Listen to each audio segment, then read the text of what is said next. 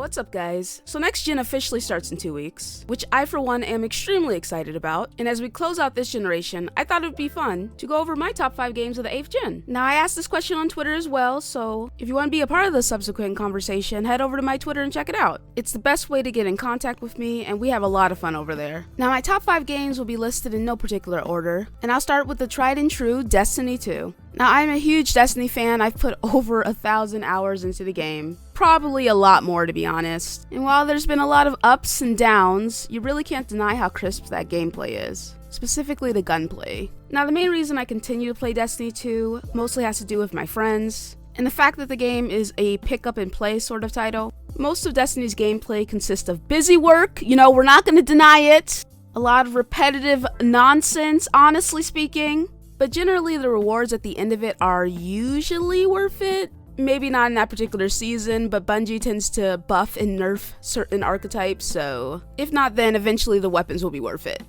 Now, in my opinion, Destiny's story is pretty convoluted at this point. And yes, I watch My Name is Bife. But as I stated before, I play the game for my friends, I play it for that crisp gameplay, and I play it for the loot, so whatever. It's a title that I have so many hours in, I can't not include it in the list, so. And yeah, okay, perhaps I made it sound like I didn't like the game, but I really do. I have a lot of fun with it, especially PvP, even though I'm not really good at it. I tend to have a pretty good time in there for the most part. Witherhoard can kick rocks though. Now, moving on to the next game on this list is Dark Souls 3. Now, I'm a huge fan of the Souls series. I've put hundreds of hours into the franchise as a whole, but you never forget your first, and for me, Dark Souls 3 was the first Souls title I played. That is, if you don't include Bloodborne. And in this particular instance, we are not, okay? We're just gonna go with the Souls series, not Soulsborne. Now, out of Dark Souls 2, and Dark Souls 3, Dark Souls 3 is the game I've put the most hours in, and in my opinion, Dark Souls 3 has the best bosses. Now, in regards to difficulty, I did have a hard time with it starting out, but I think all of us Souls players, we hit that moment where you just don't care anymore. Well, I lost a pile of souls, I feel nothing, okay? Just gotta get up and try again, whatever. Now, jokes aside, my favorite thing about the Souls series in general is the euphoria that comes after defeating a difficult boss or enemy, and for me, there's nothing quite like it. Also, I feel like beating the Souls games has made me a better gamer in regards to my situational awareness, so I will always be grateful towards them for that. Now, the next game on this list is Persona 5. Persona 5 was definitely a game I was not expecting to like, especially considering the last turn-based style game I played was Pokemon Y, and that came out in 2013. But there's something about Persona 5 that just really spoke to me. I love the style of it, I love the gameplay, I love the story, I love the characters. The music is amazing and the different kind of personas that you can make. Pretty much everything about it is phenomenal in my opinion. I think the biggest downside is how slow it is to get started, and those parts where you're arbitrarily forced to stay in for the night. But for the most part, it's a great title, and I can't really think of too many other negatives.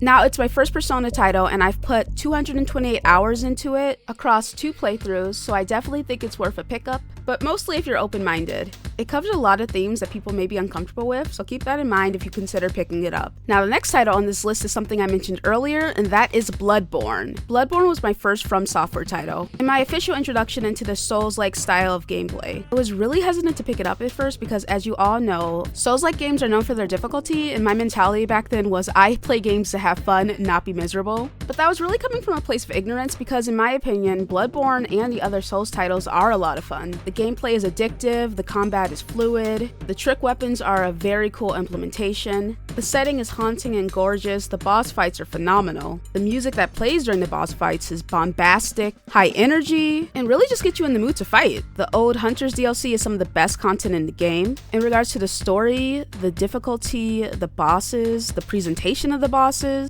mostly everything about the title as a whole is amazing in my opinion. Now, to be honest, the biggest downside for me for Bloodborne has to be the Chalice dungeons. It's a really cool concept with a poor implementation, and the only reason I went in there was to get some armor. The fact that you need to go into the Chalice dungeons to get the platinum is a downside in my opinion. I'm not going in there, man. But other than that, Bloodborne is an amazing game. I definitely recommend it for anyone trying to get into Souls-like titles. And with that, we will go to the final game on this list, which is The Witcher 3. Words cannot properly express how much I love The Witcher 3. It is definitely one of the best narrative-driven games I've ever played, and as I was going through it, I really felt like I was Geralt. Ciri was my kid, Yennefer's the mother of my child, Triss is someone who's very important to me. The characters felt real, the world was dynamic. I felt like NPCs existed outside of me. Of the main cast, every character has their own goals, their own thoughts, their own feelings. And the choices that you can make as Geralt have a real impact on these characters if you so choose to get involved. Emphasis on if, because you do have a choice in this game. The choice to stay uninvolved and allow people to succumb to their own fate, or the choice to help as many people as you can. But sometimes it's more of an idea of help.